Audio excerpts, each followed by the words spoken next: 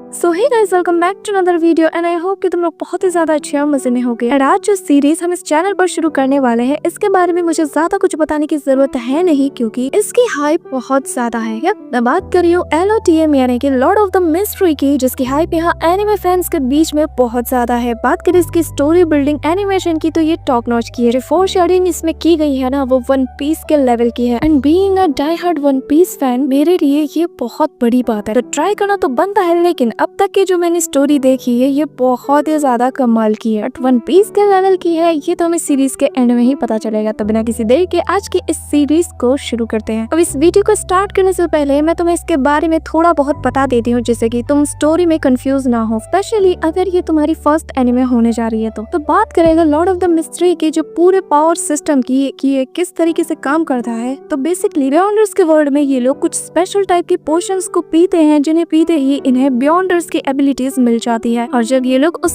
Special type के potions को पीते हैं तो इनके सामने कुछ पैथवेज आ जाते हैं, जो कि 32 टाइप्स के होते हैं, जो कि मेन पावर सिस्टम है। और अगर सिंपल वे में कहूँ तो 22 डिफरेंट कैटेगरी के पावर्स। तो ये फुल्ली तुम पर डिपेंड करता है कि तुम कौन से पोशन को पी रहे हो और उसके बाद तुम कौन सी कैटेगरी को सिलेक्ट कर रहे हो, विच मीन्स डिफरेंट कैटेगरी में डिफरेंट टाइप की पावर है। और कोई भी इन 22 कैटेगरी में से किसी एक सिंगल कैटेगरी को चूज कर सकता है। और हर एक सिंगल पैथवे में अपना एक लेवल है, जिसे कि सीक्वेंस कहा जाता है। और हर एक पैथवे में टोटल 10 सीक्वेंस होते हैं, जो कि रिवर्स में होते हैं, यानी कि 9 से लेकर 0 तक। और लॉर्ड ऑफ द मिस्ट्री के अंदर सीक्वेंस का नंबर जितना कम होगा, उसकी एबिलिटी उतनी ही ज्यादा स्ट्रॉन्ग होगी। हर एक पैथवे में जो बेसिक सीक्वेंस होता है वो होता है सीक्वेंस नंबर 9। साथ ही हमें ये भी बताया जाता है कि यहाँ पर जो पावरफुल सीक्वेंस बियॉन्डर्स होते हैं उनको गॉड की एबिलिटीज भी मिल सकती है। इसी के साथ इस सारे पैथवेज और सीक्वेंस के इस सिस्टम को कहा जाता है pathway of divine. So I hope कि तुम लोग को यहाँ तक कहानी समझ में आ गई होगी। LOTM का ये जो पावर सिस्टम है आखिर कैसे ये वर्क करता है। बाकी इस पर डिटेल में कभी और बात करेंगे। फिलहाल के लिए कहानी को शुरू करते हैं। तो हमें इस एनिमे के स्टार्टिंग में 9 सितंबर साल 1349 का सीन दिखाया जाता है, और इस पूरे एज को आयरन एज कहा जाता है। इसी दौरान हमें यहाँ पे एक क्रिएचर को दिखाया जाता है, जो कि बहुत ही ज्यादा डरावना होता है, और उसके साथ एक पर्सन फाइट करता है। और यहाँ पर बहुत ज्यादा मचाने के बाद फाइनली इस मॉन्स्टर ने उस पर्सन को जान से मार डाला था। इसी मोमेंट पर हमें एक दूसरे पर्सन को दिखाया जाता है, जो कि एक रूम में बैठा होता है। यहाँ पर ये लड़का जैसे ही आंखें खोलता है वो कहने लगता है कि आखिर मैं कहाँ पर हूँ। उसके सामने एक डेस्क पर एक नोटबुक रखी थी, साथ ही एक रिवॉल्वर भी रखा हुआ था, और बहुत सारा ब्लड भी था। ये नजारा देखते साथ ही वो लड़का कहने लगता है कि आखिर मैं यहाँ पर कर क्या रहा हूँ। अब यहाँ पर जैसे ही वो अपने दिमाग पे थोड़ा जोर डालकर याद करने की जब कोशिश करता है, तो सडनली उसके ब्रेन में बहुत ही ज्यादा पेन होना शुरू हो जाता है। इतना ज्यादा कि वो खुद को कंट्रोल भी नहीं कर पाता कि तभी उसके पीछे कोई आता है और उसके कंधे पर आकर अपना हाथ रखते हुए कहता है क्लेन, जिसे सुनते साथ ही यहाँ पर वो बंदा पीछे मुड़ता है, लेकिन कोई भी नहीं होता। साथ ही इस पर्सन के फोरहेड पर गोली लगने के निशान होते हैं, जो कि बहुत ही ज्यादा क्रीपी लगता है। और फिर ये मिरर में जैसे ही खुद को देखता है वो कहता है कि आखिर ये कौन है और मैं इसकी बॉडी में क्या कर रहा हूँ। यहाँ पर वो फुल्ली कंफ्यूज होता है कि तभी वो अपने बारे में बताना शुरू कर देता है, और हमें बताया जाता है कि बेसिकली ज़ो मिंगरू नाम का ये जो बंदा है, ये फ्यूचर के चाइना से वक्त में बहुत ही ज्यादा पीछे ट्रांस माइग्रेट हो चुका है, यानी कि किसी दूसरे के बॉडी में ये आ चुका है। और जिस बंदे की बॉडी में इस वक्त ये मौजूद है, उस बंदे का नाम है क्लेन। यहाँ पर हम क्लेन यानी कि ज़ो मिंगरू को देखते हैं, जो कि यहाँ पर क्लेन के बॉडी में खुद को पाकर बहुत ही ज्यादा कंफ्यूज हो जाता है। उसे समझ नहीं आ रहा कि आखिर वो यहाँ पर ट्रांस माइग्रेट कैसे हो गया, और वो भी वक्त में इतने ज्यादा पीछे। यहाँ पर हमारा मेन कैरेक्टर कंफ्यूज हो रहा होता है। वहीं दूसरी तरफ हमें सीन दिखाया जाता है जहाँ पर 2 डेड बॉडीज पड़ी हुई थी, और जिनके डेड बॉडी को यहाँ पर 2 पुलिस वाले इन्वेस्टिगेट कर रहे थे। इसी दौरान हमें बताया जाता है कि यहाँ पर ये जो डेड बॉडीज है, इनमें से एक का नाम है वेल्च और दूसरे का नाम है निया। साथ ही हमें ये भी बताया जाता है कि ये लोग कोया यूनिवर्सिटी से हिस्ट्री ग्रेजुएट है, और देख के पता लगता है कि इन दोनों ने यहाँ पर सुसाइड किया है। साथ ही पुलिस ये भी अज्यूम करती है कि इन लोगों ने सुसाइड करने से पहले एक तरीके के ब्लैक डिमोनाइज्ड रिचुअल को भी परफॉर्म किया है। जैसे जैसे पुलिस आगे इन्वेस्टिगेट करती है तो उन्हें एक फोटो मिलता है, जिसमें कि यहाँ पर क्लेन की भी पिक्चर होती है, जिसके साथ ही पुलिस बताती है कि ये तीनों ही काहोई यूनिवर्सिटी में साथ में जाया करते थे। और यहाँ पर देखने से पता चलता है कि क्लेन इन दोनों का ही बेस्ट फ्रेंड है। यहाँ पर पुलिस बताती है कि क्लेन अकेला रहता है अपने सिबलिंग्स के साथ, क्योंकि उसके पेरेंट्स मर चुके हैं। अब यहाँ पर वो डिसाइड करती है कि हमें पूछताछ के लिए इसके पास जाना ही होगा। वहीं सीन शिफ्ट होता है और हमें क्लेन को दिखाया जाता है, जहाँ पर क्लेन इस सिचुएशन को डाइजेस्ट नहीं कर पा रहा था कि आखिर उसके साथ ये हो क्या गया। जिसके साथ ही उसके सामने क्लेन की एक पर्सनल डायरी नजर आती है, जिसे कि ओपन करता है, और जहाँ पर लिखा था कि 29 मई को विल्च उससे मिलने आया था। यप, ये वही पर्सन है जिसे कि अभी अभी हमने डेड पाया था। डायरी में आगे ये भी लिखा था कि यहाँ पर जब विल्च उससे मिला था तो उसने इस बात को कंफर्म किया था कि उसके पास एक एंशिएंट बुक मौजूद है। साथ ही हमें ये भी पता चलता है कि 28 जून को इन लोगों ने उस एंशिएंट बुक के फर्स्ट पेज को रीड किया था। अब इस बुक के बारे में हमें ये पता चलता है कि ये जो बुक है ये 4th एपॉक से बिलोंग करता है और इस बुक का जो राइटर है वो एंटिगोनस फैमिली से बिलोंग करता है। इसी के साथ उस डायरी में 21, 22 और 25 जून के बारे में लिखा हुआ था, जहाँ पर Antigonus the black ember and the toads kingdom और हॉर्नेसेस माउंटेन्स रेजेस के बारे में लिखा था, जिसके बारे में हम स्टोरी में आगे जानेंगे। इसी के साथ उस डायरी में 26 जून को क्लेन ने लिखा था कि यहाँ पर इस साल जो कुछ भी हो रहा है वो बहुत ही ज्यादा अजीब है, जो कि रियलिटी में हो रहा है। अभी यहाँ पर जैसे 26 के बाद वो पेज फोल्ड करता है तो कहानी सीधा 28 पर चली जाती है, जो देखकर यहाँ पर क्लेन की बॉडी में जो कि अपना ज़ोमिंगरू है वो बहुत ही ज्यादा कंफ्यूज हो जाता है। तो वो कहने लगता है कि आखिर क्लेन ने 27 के बारे में क्यों नहीं लिखा। यहाँ पर वो कंफ्यूज हो ही रहा होता है कि तभी हम देखते हैं कि अचानक से उस डायरी के पेजेस अपने आप फोल्ड होना शुरू हो जाते हैं और एक सर्टेन पेज उसके सामने ओपन होता है जिसके ऊपर लिखा था सभी लोग बहुत जल्द मरने वाले हैं इंक्लूडिंग मी। यहाँ पर ये रीड करते साथ ही हम देखते हैं कि ज़ोमिंगरू जो कि इस वक्त क्लेन की बॉडी में मौजूद है वो बहुत ही ज्यादा शॉक्ड हो जाता है और कहता है कि आखिर क्लेन ने ऐसा क्यों लिखा कि वो भी मरने वाला है। कि यहाँ पर इससे पहले वो कुछ और पढ़ पाता हम देखते हैं कि तभी यहाँ पर क्लेन की छोटी बहन मेलिसा आ जाती है, जिसे कि यहाँ पर आते साथ ही हम देखते हैं कि क्लेन वहाँ मौजूद सारी चीजों को छुपाना शुरू कर देता है, इवन कि वो उस रिवॉल्वर को भी छुपा देता है। लेकिन इसी दौरान थोड़ी आवाज आ जाती है जिस वजह से मेलिसा पूछती है कि आखिर तुम क्या छुपा रहे हो, जिस पर वो बताता है कि नहीं, असल में ये तो मेरी घड़ी की आवाज थी। जो सुनकर उसकी बहन उसकी घड़ी को ठीक करने लगती है और फिर थोड़ी देर बातचीत के बाद मेलिसा यहाँ से चली जाती है और जिसके साथ ही क्लेन जैसे ही मिरर में खुद को देखता है तो वो पाता है कि उसके फोरहेड पर जो गोली लगने का निशान था वो पूरी तरीके से गायब हो चुका है। जिसे देखते साथ ही ज़ोमिंगरू जो कि इस वक्त क्लेन की बॉडी में है वो यहाँ पर ये अज्यूम करने लगता है कि क्या यहाँ पर क्लेन ने सुसाइड किया होगा, क्योंकि यहाँ पर मेरे सामने एक गन रखी है, साथ ही यहाँ पर खून के निशान भी थे और सबसे बड़ी बात मेरे फोरहेड पर गोली लगने का निशान था। लेकिन अगर उसने सुसाइड किया होगा तो यहाँ पर मेलिसा को तो उसकी आवाज जरूर आई होगी, क्योंकि उसका रूम तो इसके जस्ट पास में ही है, या फिर ये साफ साफ एक मर्डर था। यहाँ पर वो ये कहते साथ ही क्लेन की मेमोरीज को याद करना शुरू कर देता है, लेकिन उसके सामने बहुत धुंधली और बहुत अधूरी यादें आती है। इसी दौरान वो खुद से कहने लगता है कि मुझे लगता है कि इन सब का लेना देना उस एंशिएंट बुक से जरूर होगा। लेकिन एक मिनट, आखिर मैं यहाँ पर ट्रांस माइग्रेट कैसे हुआ, क्योंकि कल रात तक मेरी जिंदगी बिल्कुल नॉर्मल चल रही थी। मैं फैमिली के साथ मौजूद था, मैंने डिनर किया और फिर सोने से पहले मैंने एक रिचुअल को परफॉर्म किया और फिर मैं सोने चला गया, जिसके साथ ही जैसे ही मेरी आँख खुली मैं यहाँ पर आ गया। यहाँ पर वो ये सारी बातें सोच ही रहा होता है कि तभी यहाँ पर दोबारा से मेलिसा आ जाती है, जो कि इसका ब्रेकफास्ट लेकर आती है और कहती है कि आते वक्त तुम ब्रेड लेकर जरूर आना और ये फ्रेश ब्रेड तुम्हें 8 पाउंड में मिल जाएंगे। अब यहाँ पर मैं तुम सबको एक चीज बताना चाहूंगी कि इस ब्रेड वाले सीन को याद रखना, क्योंकि आगे ये बहुत काम आएगी। जिसके साथ ही हम देखते हैं कि जैसे उसकी बहन यहाँ से चली जाती है तो क्लेन अपने मन में कहने लगता है कि माफ करना, लेकिन जब तुम दोबारा शायद यहाँ पर वापस आओगी तो अपने भाई को यहाँ पर नहीं पाओगी। जिसके साथ ही वो अपने मन में कहने लगता है कि मैं जितना देर यहाँ पर रुकूंगा उतना ही ज्यादा कंफ्यूज होता जाऊंगा और मेरे लिए खतरा बढ़ता जाएगा और मुझे सबसे ज्यादा फोकस इस वक्त अपनी दुनिया में वापस जाने पर करना चाहिए। और फिर वो डिसाइड करता है कि वो दोबारा से उसी लक एन्चेंटमेंट रिचुअल को करेगा। इसी दौरान थोड़ी देर बाद का सीन दिखाया जाता है, जहाँ पर हम देखते हैं कि क्लेन उस न्यू वर्ल्ड में बाहर निकलता है, एक मार्केट में जाता है जहाँ पर उसे एक ब्रेड की शॉप मिलती है और वो वहाँ से ब्रेड बाय करता है, जैसा कि उसे उसकी बहन ने बताया था। लेकिन इसी दौरान वो नोटिस करता है कि एक बंदा यहाँ पर उसे फॉलो कर रहा है, लेकिन वो यहाँ पर कोई सीन क्रिएट नहीं करना चाहता था। इसी वजह से वो सिटी में आगे बढ़ जाता है, जहाँ पर वो नोटिस करता है कि यहाँ पर बहुत से लोग लैंडलॉर्ड गेम्स खेल रहे हैं, जो देखकर क्लेन को भी ये चीज बहुत ही ज्यादा सरप्राइजिंग लगती है, क्योंकि ये सारे गेम्स उसके टाइमलाइन के हैं। अब जैसा कि तुम्हें पता है कि क्लेन हिस्ट्री का बहुत ही अच्छा स्टूडेंट है, इसी वजह से वो बताने लगता है कि आज से 100 साल पहले यहाँ पर इस कंट्री का जो एम्परर था रसल, उसने इस गेम को बनाया। साथ ही जो बाकी की चीजें लाइक टैरो रीडिंग, ये सारी चीजें उसने यहाँ पर बिल्ड की। इसी दौरान हमें उसी मिस्टीरियस पर्सन को दिखाया जाता है जो कि यहाँ पर कंटिन्यूअसली क्लेन को फॉलो कर रहा था। जिसके साथ ही क्लेन जैसे जैसे आगे बढ़ता है वो बताने लगता है कि जो एम्परर रसल गुस्ताव वो भी बिल्कुल क्लेन की तरह ही फ्यूचर से ट्रांसमाइग्रेट हुआ था, इसी वजह से वो फ्यूचर की चीजों को यहाँ पर बिल्ड कर पाया। इसी दौरान उसके पास एक कॉइन गिर जाता है, जिसे वो जैसे ही उठाने जाता है कि तभी उसके सामने एक सर्कस का पर्सन आ जाता है और उसे सर्कस परफॉर्मेंस के लिए इनवाइट करता है और उसे एक पोस्टर देता है, जिसे कि क्लेन अपने पास रख लेता है। और तभी वो नोटिस करता है कि यहाँ पर वो बंदा उसे अभी भी फॉलो कर रहा है, जिस वजह से वो तेजी से आगे बढ़ने लगता है और चलते चलते वहाँ पर पर उसके सामने एक टेंट होता है जिसके अंदर आकर वो छुप जाता है, जहाँ पर उसे एक स्ट्रेंज सी लेडी जिसके पास की क्रिस्टल बॉल मौजूद होता है वो यहाँ पर उसे कहने लगती है कि तुम बिल्कुल सही जगह पर आए हो, जिसके साथ ही वो बताने लगती है कि जो हमारी डेस्टिनी है हम उसे बदल नहीं सकते, लेकिन टैरो कार्ड की मदद से हम अपनी डेस्टिनी का पता लगा सकते हैं। ये कहते साथ ही वो टैरो कार्ड्स को उसके सामने बिछा देती है और फिर वो उसे कहने लगती है कि तुम मेरे आज के पहले कस्टमर हो, इसलिए मैं तुम्हें फ्री में एक चांस देती हूँ कि मैं तुम्हारा फ्यूचर यहाँ पर तुम्हारे लिए प्रोटेक्ट करूंगी। जिसके बाद वो यहाँ पर क्लेन को अपने सामने आकर बैठने के लिए कहती है। फिर हम देखते हैं कि जैसे ही क्लेन उसके सामने जाकर बैठता है तो वो एक बार डबल चेक करने के लिए कहता है कि क्या कार्ड को पिक करना भी फ्री है, जिस पर हम देखते हैं कि वो लेडी ट्रिक हो जाती है। वो कहती है कि मानना पड़ेगा तुम बहुत ही ज्यादा चालाक हो। जिसके बाद वो कहती है कि हाँ कार्ड को पिक करना भी फ्री है। जिसके साथ हम देखते हैं कि यहाँ पर वो लेडी से पूछने लगती है कि बताओ आखिर तुम क्या जानना चाहते हो, जिस पर क्लेन बताने लगता है कि मुझे अपना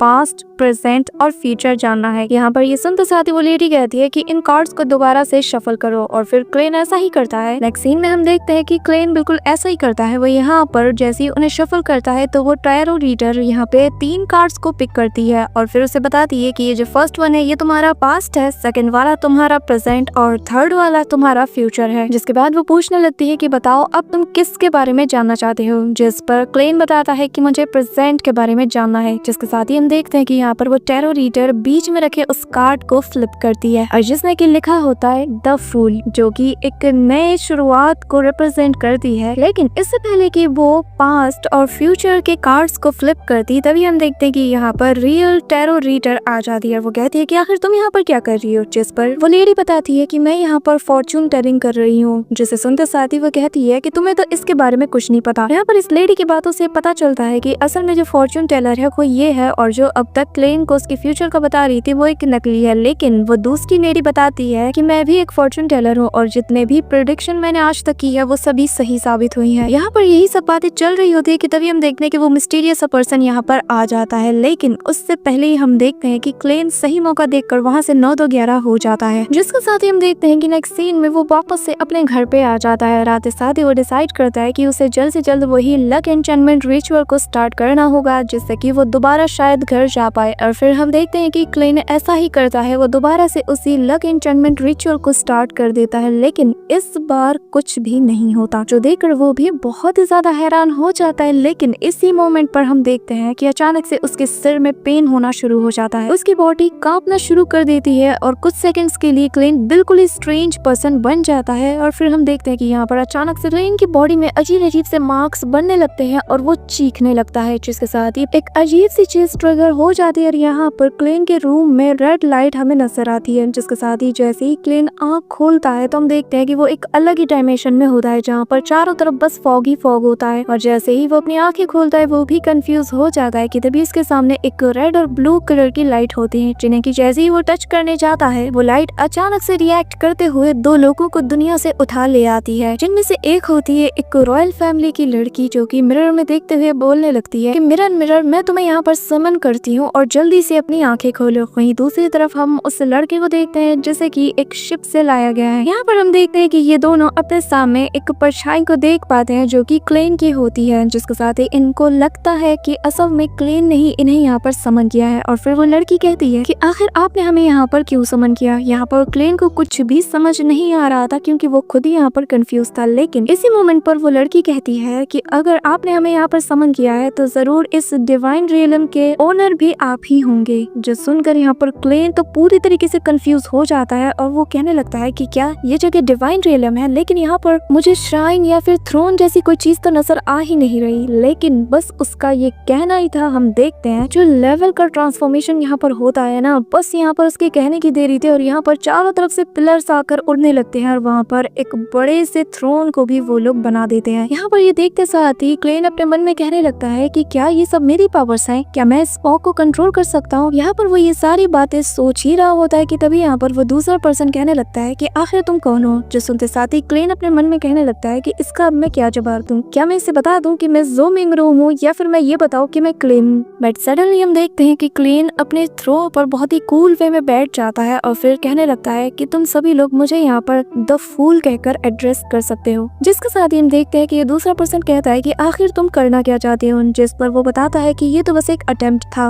और फिर वो पूछता है कि क्या तुम हमें घर वापस भेज सकते हो। अब यहाँ पर क्लेन जो है वो सारी चीजों को अभी ऑब्जर्व कर रहा था, इसीलिए वो डायरेक्टली कोई आंसर नहीं देता और फिर एक्ट करते हुए कहता है कि हाँ मैं तुम्हें भेज सकता हूँ। जाहिर है कि क्लेन को ये सारी चीजें ऑब्जर्व करने में बहुत ही ज्यादा मजा आ रहा था। वहीं दूसरी तरफ हम इस लड़की को देखते हैं जो कि बहुत ही ज्यादा क्यूरियस होते हुए कहने लगती है कि मैं यहाँ पर आकर बहुत ही ज्यादा शॉक्ड हूँ, मैंने आज से पहले इतनी मिस्टीरियस चीज को कभी भी ऑब्जर्व नहीं किया, मुझे ऐसी चीजों में बहुत ही ज्यादा इंटरेस्ट है। जिसके साथ ही वो पूछने लगती है कि मिस्टर फूल एक बात बताइए कि मुझे एक बियॉन्डर बनने के लिए क्या करना होगा। जो सुनते साथ ही क्लेन मन में कहता है कि क्या बियॉन्डर, ये क्या चीज है, मैंने अपनी लाइफ में आज से पहले इसके बारे में कभी नहीं सुना। लेकिन क्लेन यहाँ पर एक स्मार्ट चाल चलते हुए कहता है कि इसका जवाब वो पर्सन देगा। अब यहाँ पर हम उस पर्सन को देखते हैं जो कि उस लड़के को देखकर उसे ऑब्जर्व करते हुए कहता है कि देखने से लगता है कि ये लियोन नोबल फैमिली से बिलोंग करती है और मैं बहुत ही ज्यादा दूर सोनिया सी से बिलोंग करता हूँ, तो आखिर इसने हमें सेम टाइम पर इतनी दूरी से समन कैसे कर लिया। इसके साथ हम देखते हैं कि वो पर्सन कुछ नहीं कहता और फिर बताने लगता है कि तुम्हें अगर एक बियॉन्डर बनना है तो तुम्हें the church of Evernight goddess को ज्वाइन करना होगा या फिर जितने भी अलग अलग चर्चेस हैं तुम्हें उन्हें ज्वाइन करना होगा। इसी के साथ वो बताने लगता है कि हालांकि हर कोई बियॉन्डर्स नहीं बन सकता, लेकिन इस दुनिया में बियॉन्डर्स एग्जिस्ट करते हैं। इसी के साथ हमें बताया जाता है कि असल में बियॉन्डर्स वो होते हैं जो कि अंधेरी के बुराइयों से फाइट करते हैं। इस दुनिया में जितने भी अजीबोगरीब चीजें होती है उनसे ये बियॉन्डर्स ही डील करते हैं। जिस पर वो लड़की कहती है कि हाँ मैं एक बियॉन्डर तो बनना चाहती हूँ लेकिन मैं अपनी फ्रीडम को भी खोना नहीं चाहती। जिस पर वो पर्सन बताता है कि वैसे तुम्हारी जानकारी के लिए बता दूं कि मेरे पास 2 सीक्वेंस 9 के पोशंस मौजूद है। अब यहाँ पर 2 9 सीक्वेंस के पोशंस का सुनकर वो दोनों ही हैरान हो जाते हैं। जिसके साथ ही वो पूछने लगती है कि आखिर वो कौन कौन से हैं। जिस पर वो बताने लगता है कि पहला है सेलर और दूसरा है ऑडियंस। यहाँ पर हम देखते हैं कि क्वीन के लिए ये सारी चीजें बहुत ही ज्यादा नई होती है, इसी वजह से वो अपने मन में कहता है कि अब तक के नजारे से देखने से लगता है कि ये सुपर नेचुरल पावर के कुछ डिफरेंट एट्रीब्यूट्स की बात कर रहा है। और वो आगे बताने लगता है कि अच्छा तो सीक्वेंस यानी कि एक तरीके की एबिलिटी का लेवल, तो क्या इसका मतलब ये है मेरा ये जो ट्रांसफॉर्मेशन का पावर है, जैसे कि मैं इस फॉग को कंट्रोल कर सकता हूँ, तो क्या मेरे पास बियॉन्डर्स के पावर्स हैं। यहाँ पर जब वो ये सारी बातें सोच रहा था तो तभी वो लड़की कहने लगती है कि क्या हम फ्यूचर में दोबारा से मिलेंगे। जिस पर क्लेन अपने मन में कहता है कि अगर हम बार बार मिलेंगे तो मेरे लिए मुश्किल आ जाएगी क्योंकि इन्हें फिर पता चल जाएगा कि मैं कौन हूँ और हो सकता है कि मेरे सीक्रेट के बारे में भी इन्हें पता चल जाए। लेकिन अगर मैं इनसे मिलता रहूंगा तो शायद मुझे कोई ना कोई रास्ता मिल जाएगा जिससे कि मैं मेरे घर वापस जा सकता हूँ, और घर जाने के लिए इतना रिस्क तो क्लेन ले ही सकता है। इसी वजह से वो यहाँ पर कहता है कि ठीक है फिर हर मंडे को दोपहर के 3 बजे हम यहाँ पर अपनी एक गैदरिंग करेंगे। यहाँ पर जाने से पहले वो लड़की कहने लगती है कि ठीक है फिर हम सभी को अपना अपना एक सीक्रेट नाम रखना चाहिए, जैसे कि यहाँ पर द फूल ने बताया। जिसके साथ ही हम देखते हैं कि वो भी अपना नाम एक टैरो कार्ड के नाम पर रखती है और बताती है कि ठीक है फिर आज से मेरा नाम होगा जस्टिस। जो सुनकर वो दूसरा पर्सन भी अपना नाम द हैंग्ड मैन रखता है जो कि एक टैरो कार्ड का ही नेम है। अब यहाँ पर रियल वर्ल्ड में हम देखते हैं कि क्लेन के घर के बाहर कोई उसके डोर पर नॉक करता है, जिस वजह से क्लेन यहाँ पर अपने कॉन्शियसनेस में कहने लगता है कि मुझे जल्द से जल्द इस चीज से डील करना होगा वरना बहुत ही बड़ी गड़बड़ हो सकती है। इसी दौरान हम देखते हैं कि क्लेन उनसे कहने लगता है कि ठीक है फिर आज की ये मीटिंग यहीं पर एंड होती है। जिसके साथ ही हम देखते हैं कि वो यहाँ पर उन दोनों को वापस से अपनी अपनी घर भेज देता है और फिर क्लेन भी रियलिटी में आ जाता है, जिसके साथ ही उसे पता चलता है कि असल में यहाँ पर पुलिस उसके डोर पर खड़ी है। तो ये देखकर वो जल्दी से उस बुक को हटा देता है, साथ ही वो उस रिवॉल्वर को भी हाइड कर देता है। जिसके साथ ही हम देखते हैं कि ये 2 वही ऑफिसर्स होते हैं जो कि वेल्च और नेहा के सुसाइड केस पर इन्वेस्टिगेट कर रहे थे। जिसके साथ ही जो फर्स्ट ऑफिसर होता है इसका नाम होता है लियोनार्ड और जो सेकंड होता है उसका नाम होता है डन स्मिथ। यहाँ पर वो दोनों पुलिस वाले उसको बता देते हैं कि वेल्च और नेहा ने दोनों ने सुसाइड कर लिया है। जो सुनकर यहाँ पर क्लेन को तो बिल्कुल भी यकीन नहीं होता, लेकिन वो पुलिस वाले बताने लगते हैं कि हाँ जो सिनेरियो देखा है उससे तो यही लगता है। लेकिन तभी लियोनार्ड बताने लगता है कि मोर ओवर ऐसा लगता है कि जैसे वो लोग किसी चीज से पोजेस थे। इसके साथ ही उसकी नजर उसी डायरी पर जाती है जिसके उस रैंडम पेज पर एक जगह पर लिखा था कि सभी लोग मरने वाले हैं इंक्लूडिंग मी। जो रीड करते साथ ही लियोनार्ड यहाँ पर स्माइल करता है कि तभी हम देखते हैं कि यहाँ पर डन स्मिथ कहने लगता है कि यहाँ पर हमें शक है कि इनके मर्डर या सुसाइड से कहीं ना कहीं तुम्हारा भी लेना देना है। जिस पर वो मना करता है, लेकिन इसके आगे डन स्मिथ बताता है कि मैक गवर्नर का जो रिवॉल्वर है वो भी मिसिंग चल रहा है। अब यहाँ पर क्लेन अपने मन में कहने लगता है कि अगर ये लोग घर की तलाशी लेंगे तो इन्हें वो रिवॉल्वर मिल ही जाएगा, तो झूठे बहाने बनाने से अच्छा है क्यों ना मैं इनके साथ कोऑपरेट करूं, शायद ये मेरा थोड़ा सा यकीन कर ले। और फिर वो बताने लगता है कि हाँ वो रिवॉल्वर यहीं पर है। और फिर हम देखते हैं कि वो उस रिवॉल्वर को भी दिखा देता है और बताने लगता है कि असल में मैं जानता हूँ कि आप लोग मेरा यकीन नहीं करने वाले, लेकिन मैंने कल रात एक सुसाइड अटेम्प्ट किया था, लेकिन ये अटेम्प्ट सक्सेसफुल नहीं रहा और कल रात से ही मेरी जितनी भी मेमोरीज है वो पूरी तरीके से फेड हो गई और अब मुझे कुछ भी ठीक से याद नहीं। जो सुनकर उनमें से कहता है कि भला हम तुम्हारा यकीन क्यों करें, लेकिन जिस हिसाब से तुम अपनी कहानी बता रहे हो मुझे लगता है कि हमें तुम्हें किसी साइकिक को दिखाना चाहिए, और क्योंकि तुम यहाँ पर हमारे नंबर 1 सस्पेक्ट हो इसीलिए तुम्हें हमारे साथ कोऑपरेट करना होगा। यहाँ पर हम देखते हैं कि क्लेन अच्छे से समझ चुका है कि वो यहाँ पर फंस चुका है और इस वक्त सबसे अच्छा रास्ता यही है कि मैं इनके साथ जितना हो सके उतना कोऑपरेट कर सकूं। जिसके साथ ही हम देखते हैं कि वो लोग उसे यहाँ से ले जाने लगते हैं, बट तभी उसके रास्ते में एक छोटा सा इंसिडेंट हो जाता है जिस वजह से यहाँ पर क्लेन को भागने का मौका मिल जाता है और वो वहाँ से बहुत ही तेजी से भागना शुरू कर देता है और भागते भागते बहुत दूर पहुंच जाता है। लेकिन इसी मोमेंट पर कोई अपने छत से उस पर पानी फेंकता है, लेकिन अचानक से वो पूरी जगह फ्रीज हो जाती है, जो देखकर क्लेन भी यहाँ पर पूरी तरीके से शॉक्ड हो जाता है। और हम देखते हैं कि आसपास की जितनी भी चीजें हैं वो हवा में फ्लोट करने लगती है और एनिमेशन तो कमाल की है। यहाँ पर क्लेन ये सारी चीजें देखकर समझ जाता है कि उसके आसपास कोई ना कोई बियॉन्डर तो जरूर मौजूद है, वरना इतनी स्पेशल टाइप की एबिलिटीज किसी नॉर्मल इंसान के पास तो होगी नहीं। जिसके साथ हम देखते हैं कि वो यहाँ से तेजी से निकलकर एक गैरेज में जाकर बैठ जाता है और वहाँ पर उसके ड्राइवर से कहता है कि जल्दी से पोर्ट के पास ले चलो। जिसके साथ ही हम देखते हैं कि वो ड्राइवर उसकी बात सुनते हुए वहाँ से दूर जाने लगता है, लेकिन थोड़ी ही दूर जाकर हम देखते हैं कि अचानक से वो दूसरा डायरेक्शन ले लेता है, जिसको देखकर वो कहने लगता है कि आखिर तुम मुझे कहाँ पर ले जा रहे हो। तभी हम देखते हैं कि असल में जो ड्राइवर था वो कोई और नहीं बल्कि डन स्मिथ है और वो उसे देखते हुए कहता है कि मैं तुम्हें वेल्च के घर पे ले जा रहा हूँ। बस फिर क्या, नेक्स्ट सीन में ही हम देखते हैं कि यहाँ पर क्लेन अपनी आंखें खोलता है और वो कहता है कि अच्छा तो इतनी देर से मैं एक ड्रीम को देख रहा था। और फिर तभी उसका दरवाजा खुलता है और उसके सामने खड़ा होता है डन स्मिथ, जो कि उसे कहने लगता है कि तुमसे दोबारा मिलकर बहुत खुशी हुई। यहाँ पर उसे देखते साथ ही वो समझ जाता है कि अच्छा तो ये वो इंसान है जो कि मेरे पूरे ड्रीम को अब तक मैनिपुलेट कर रहा था। जिसके साथ ही डन स्मिथ कहने लगता है कि रात में जो हमारी पावर है ना वो तुम्हारी इमेजिनेशन के भी बियॉन्ड चली जाती है। यहाँ पर ये सुनकर क्लेन कहता है कि हम यहाँ पर तो ये अकेला है, लेकिन तभी हम देखते हैं कि अचानक से उसके आसपास की चीजें पूरी तरीके से डिस्ट्रॉय हो जाती है और यहाँ पर एक लेडी आकर सीधा क्लेन का मुंह पकड़ लेती है और फिर उसे वो लड़की धीमी आवाज में कहती है कि चिंता मत करो, मैं बस तुम्हारे साथ थोड़ी देर के लिए खेलूंगी। जिसको साथ ही डन स्मिथ बताता है कि चिंता मत करो, ये तुम्हें बस थोड़ी देर के लिए कंट्रोल करने की कोशिश करे। सडनली हम देखते हैं कि अचानक से उसके आसपास की जगह चेंज हो जाती है और वो एक अलग ही डायमेंशन में होता है, जहाँ पर उसके सामने उसके मदर एंड फादर उसे नजर आते हैं, जो देखकर क्लेन कहता है कि आखिर मेरे मदर एंड फादर यहाँ पर क्या कर रहे हैं, क्या इस लड़की को इनके बारे में पता है? लेकिन आखिर ऐसा कैसे हो सकता है, क्योंकि ये तो मेरा सीक्रेट है, इसको मेरे मदर एंड फादर के बारे में कैसे पता, जबकि इस दुनिया में मैंने अब तक किसी को भी इनके बारे में नहीं बताया। तो क्या इसका मतलब ये है कि ये मेरे अंदर झांक सकती है? यहाँ पर वो इससे पहले कुछ कह पाता कि तभी हम देखते हैं कि वो लड़की उसके सामने आकर उसकी आंखों में आंखें डालकर उससे कहने लगती है कि बताओ एंटागोनस फैमिली की वो नोटबुक कहाँ पर है? जो सुनते साथ ही वो कहता है कि क्या वो नोटबुक गायब हो चुकी है? जिसके साथ ही वो दोबारा कहता है कि मुझे इसके बारे में कुछ नहीं पता। जिस पर वो लेडी उसे पूछती है कि 27 जून को वेल्च के घर में आखिर क्या हुआ था? जिस पर क्लेन दोबारा से कहने लगता है कि मुझे नहीं पता और ना मुझे कुछ भी याद है, मैं तो खुद अपनी मेमोरीज से जूझ रहा हूँ। लेकिन वो लेडी आगे कहती है कि जब वेल्च और नया मर रहे थे तो तुम उस टाइम पर क्या कर रहे थे? यहाँ पर हम देखते हैं कि उसकी बातें उसके कानों में गूंजना शुरू कर देती है, जिस वजह से क्लेन पूरी तरीके से पैनिक कर जाता है और फिर वो कहने लगता है कि मुझे इस सब के बारे में कुछ नहीं पता। जिसके साथ ही वो अपने पास से एक रिवॉल्वर को निकालता है और फिर उसकी तरफ पॉइंट करता है, लेकिन सडनली वो उस रिवॉल्वर की जो पॉइंट होती है उसे अपने फोरहेड की तरफ कर देता है और फिर वो खुद को ही शूट कर देता है, जिससे यहाँ मौजूद ये सारा इल्यूजन इमीडिएटली खत्म हो जाता है। जिसके साथ ही हमें रियलिटी का सीन दिखाया जाता है, जहाँ पर वो लेडी यहाँ पर डन स्मिथ से कहने लगती है कि मैं 3 चीज की गारंटी दे सकती हूँ। नंबर 1 कि इसने सच में खुद को गोली मारा था, बट स्टिल ये अभी तक जिंदा है, और अगर इसके लॉस्ट मेमोरी की बात करें तो वो बिल्कुल वेल्च और नया जैसी है, जिसके अंदर की मैं ज्यादा कुछ पता नहीं लगा सकती क्योंकि उसके अंदर कोई ट्रेस मौजूद ही नहीं। साथ ही वो लास्ट चीज उसे बताती है कि यहाँ पर जिस पावर ने इसे पोजेस किया है वो बहुत ही ज्यादा डेंजरस है, इसी वजह से तुम्हें थोड़ा केयरफुल रहना चाहिए। इसी दौरान हम क्लेन को देखते हैं, जहाँ पर वो कहने लगता है कि क्या मैंने इस टेस्ट को पास कर लिया। जिसके साथ ही हम देखते हैं कि यहाँ पर डन स्मिथ उसे बताने लगता है कि एंटागोनस फैमिली की वो जो नोटबुक है वो इस वक्त मिसिंग है, तो तुम्हारी सेफ्टी की गारंटी हम नहीं ले सकते, लेकिन अगर तुम चाहो तो तुम हमारे साथ बियॉन्डर बनकर हमें ज्वाइन कर सकते हो। बेसिकली वो यहाँ पर क्लेन को एक बियॉन्डर बनने के लिए ऑफर करता है, जिसके साथ ही वो एक विजिटिंग कार्ड को उसे देते हुए कहता है कि तुम यहाँ पर जाकर कांटेक्ट कर सकते हो। जिसके साथ ही हम क्लेन को देखते हैं, जो कि उस कार्ड को देखते हुए कहने लगता है कि अगर मैं नाइट हॉक को ज्वाइन कर लेता हूँ तो मुझे बहुत ही ज्यादा केयरफुल रहना होगा कि कहीं इन्हें मेरे सीक्रेट के बारे में पता ना चल जाए, लेकिन इन्हें ज्वाइन करने का एक फायदा ये भी है कि मुझे इनके बारे में बहुत कुछ पता चल सकता है। इसी के साथ नेक्स्ट सीन में हम देखते हैं कि यहाँ पर क्लेन उसी जगह पर पहुंच जाता है जो कि उस विजिटिंग कार्ड पर लिखा था, जहाँ पर उसे एक मिस्टीरियस पर्सन मिलता है जो कि यहाँ पर उससे पूछने लगता है कि तुम्हारे जैसे बंदे का यहाँ पर क्या काम। जिसके साथ ही वो यहाँ पर डन स्मिथ का नाम बताता है, जो सुनकर वो आदमी उसे एक एलिवेटर में शिफ्ट कर देता है। जिस वजह से हम देखते हैं कि वो बिल्कुल नीचे चला जाता है, जहाँ पर उसके सामने एक सीक्रेट ऑफिस खुलता है। साथ ही उसे यहाँ पर अलग अलग लोगों से भी मुलाकात करने को मिलता है जो कि इसी कंपनी का ही हिस्सा थे, जिसमें से एक लेडी होती है जिसका नाम रोजाने होता है, जो कि इसी नाइट हॉक की एक क्लर्क होती है। फिर वो राइडिन से मिलते हैं जो कि स्लीपलेस पैथवे से बिलोंग करती है। ऐसे ही वो अलग अलग लोगों से मिलता रहता है जो कि अलग अलग पैथवे से बिलोंग करते हैं, लेकिन ये सभी लोग इसी नाइट हॉक्स चर्च से ही बिलोंग करते हैं। यहाँ पर हम देखते हैं कि लास्ट में वो एक और स्लीपलेस पैथवे के बियॉन्डर से मिलता है और ऐसे ही करते करते वो डन स्मिथ के चैम्बर में पहुंच जाता है। साथ ही हमें ये भी बताया जाता है कि डन स्मिथ भी एक स्लीपलेस पैथवे वाली कैटेगरी से बिलोंग करता है और इसका जो सीक्वेंस है वो 7 है और जो सीक्वेंस 7 का नाम है वो है नाइटमेयर। यहाँ पर वो क्वीन को देखकर स्माइल करता है क्योंकि वो समझ चुका था कि वो यहाँ पर एक बियॉन्डर बनने के लिए आया था। साथ ही वो यहाँ पर बहुत से डॉक्यूमेंट्स में उससे साइन करवाता है और एक डॉक्यूमेंट के ऊपर लिखा था स्पेशल पुलिस। जो सुनकर यहाँ पे क्लेन थोड़ा कंफ्यूज हो जाता है क्योंकि उसे लगा था कि ये सभी लोग ब्लैक थ्रोन सीक्रेट कंपनी का हिस्सा है, क्योंकि बाहर भी बोर्ड पर यही लिखा था। जिस पर हम देखते हैं कि डन स्मिथ बताता है कि वो चीज तो बस हमें कवर अप करने के लिए है, असल में हम लोग द चर्च ऑफ एवरनाइट्स गॉडेस के अंडर आते हैं और यहाँ पर इस दुनिया में जितने भी अजीब गरीब सुपरनेचुरल एक्टिविटीज होती है उनसे डील करना ही हमारा काम है। साथ ही वो यहाँ पर उसे वार्न करते हुए कहता है कि ऐसा नाइट हमारी एक बहुत ही बड़ी कमजोरी है, वो ये कि हम बहुत ही जल्दी अपने ऊपर से कंट्रोल खो देते हैं, जिस वजह से हमारी जान भी चली जाती है। और फिर वो उसे मेमोरियल के अंदर ले जाता है। साथ ही वो उससे कहने लगता है कि यहाँ पर वो सभी लोगों की यादें हैं जो कि हमारे ही इस चर्च से बिलोंग करते थे और जो कि या तो किसी मिशन में या फिर खुद पर कंट्रोल खो देने की वजह से सैक्रिफाइस हो गए। जिसके बाद डन स्मिथ उससे पूछता है कि क्या तुम्हें मेजर क्रिएटर के बारे में पता है, जिस पर वो कहता है कि हाँ मुझे पता है, वो क्रिएटर जो कि एक केओस से क्रिएट हुआ और उसी ने फिर सभी चीजों को बनाया। उसकी दोनों आई सन एंड मून बन गई, उसके जो ईयर्स थे वो वोल्स यानी कि डेमोनिक वोल्स बन गए। साथ ही उसकी बॉडी स्टार एंड लैंड में पूरी तरीके से ट्रांसफॉर्म हो गई और उसके जो हेयर्स थे वो फीनिक्स में बदल गए। जिसके साथ ही डन स्मिथ आगे बताने लगता है कि हमारा काम भी कुछ ऐसा ही है, हम यहाँ पर मिस्टीरियस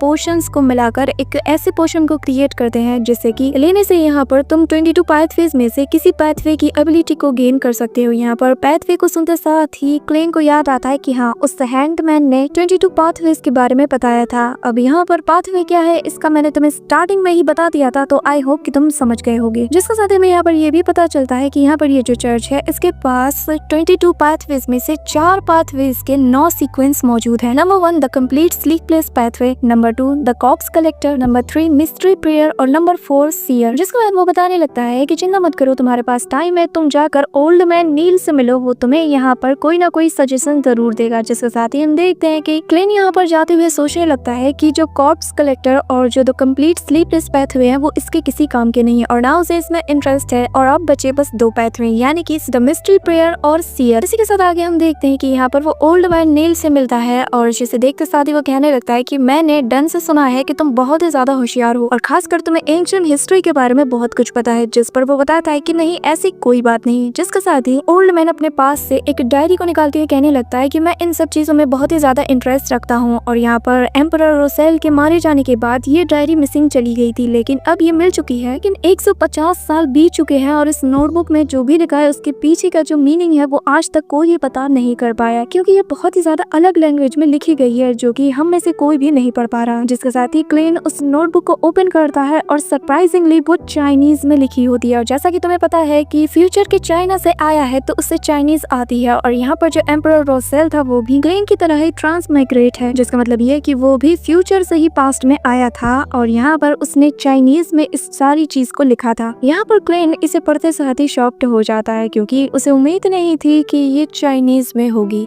इसी के साथ क्लेन आगे रीड करने लगता है कि नवंबर 18 ट्रूली फैसिनेटिंग मैटर, जहाँ पर रसेल ने लिखा था कि मैं एक ऐसे बेचारे बंदे से मिला जो कि डार्कनेस में पूरी तरीके से खो चुका था, लेकिन वो बहुत ज्यादा लकी था क्योंकि वो मुझसे मिला the protagonist of the era. इसी के साथ हमें द 1 जनवरी ऑफ 1114 का सिनेरियो दिखाया जाता है जहाँ पर न्यू ईयर की पार्टी बहुत ही शानदार से गुजर रही थी और लेडी फ्लोरना बहुत ही ज्यादा कमाल की लग रही थी। इसी के साथ आगे रसेल ने लिखा था कि यहाँ पर मैं बहुत बार मेंशन कर चुका हूँ लेकिन दोबारा कह रहा हूँ कि ये जो पोशंस की है इन्हें मास्टर नहीं करना बल्कि इसे इंटरनलाइज करना है, यानी कि अपने अंदर का हिस्सा बनाना है। It is not about tapping on the powers but acting. जिसके बाद उन्होंने लिखा था कि यहाँ पर ये जो पोशंस के नाम है ये ऐसा नहीं है कि वो इसके कोड को सिंबलाइज कर रहा है, बल्कि एक ठोस इमेजिनेशन और उस चीज को अंदरूनी बनाने की कोशिश। यहाँ पर ये सारी इन्फॉर्मेशन पाने के बाद क्लेन अपने मन में कहता है कि thanks to my mother tongue कि मैं ये सब कुछ रीड कर पाया, इससे शायद मैं अपने घर वापस जा सकूं। इसी के साथ जैसे ही वो आगे रीड करता है जहाँ पर रोजेल ने लिखा था कि शायद मुझे उनमें से किसी को चूज करना चाहिए, द सीयर और द मराउदर, सीयर और द मराउदर, क्योंकि यही दो बेस्ट चॉइसेस है। यहाँ पर ये सुनकर क्लेन बहुत ही ज्यादा कंफ्यूज होता है, कहने लगता है कि आखिर इन सब का मतलब क्या है। इसी दौरान ओल्ड मैन नील यहाँ पर कहने लगता है कि आखिर तुम कर क्या रहे हो, जिस पर क्लेन भी फ्लो में कह देता है कि मैं इन सब को ट्रांसलेट करने की कोशिश कर रहा हूँ। जो सुनकर ओल्ड मैन नील कहने लगता है कि मजाक अच्छा था, और फिर वो अपने मन में कहता है कि आखिर ये कैसे कर सकता है, ये तो अभी बच्चा है, ऊपर से 150 साल में हम में से कोई इसे नहीं कर पाया और ये नौजवान आते साथ ही ऐसा कैसे कर सकता है। इसी दौरान हम क्लेन को देखते हैं जहाँ पर उसने डिसाइड कर लिया था कि उसे कौन सा पोर्शन जो है उसे चूज करना है, जिसके साथ ही पता चलता है कि क्लेन यहाँ पर सीयर को चुनने वाला है, जो कि फुल पैथवे का ही एक सीक्वेंस है, जो कि है सीक्वेंस नंबर 9। अगेन अगर तुम स्टोरी को अच्छे से सुनते आए हो तो मैंने स्टार्टिंग में एक्सप्लेन कर दिया था कि ये पूरा पावर सिस्टम क्या है। इसी के साथ क्लेन द सीयर को चुनते साथ ही फुल पाथवे को यहाँ पर पिक कर रहा है। इसी दौरान ओल्ड मैन नील से बताने लगता है कि मैं पहले ही तुम्हें वार्न कर दूं कि अगर तुमने एक बार किसी पैथवे को चूज कर लिया तो तुम इसे चेंज नहीं कर सकते। यहाँ पर क्लेन का फैसला नहीं बदलता क्योंकि ये आवाज उसके अंदर से आई थी और इसी वजह से उसने द सीयर को चुना था। जिसके साथ ही हम देखते कि ओल्ड मैन नील यहाँ पर उस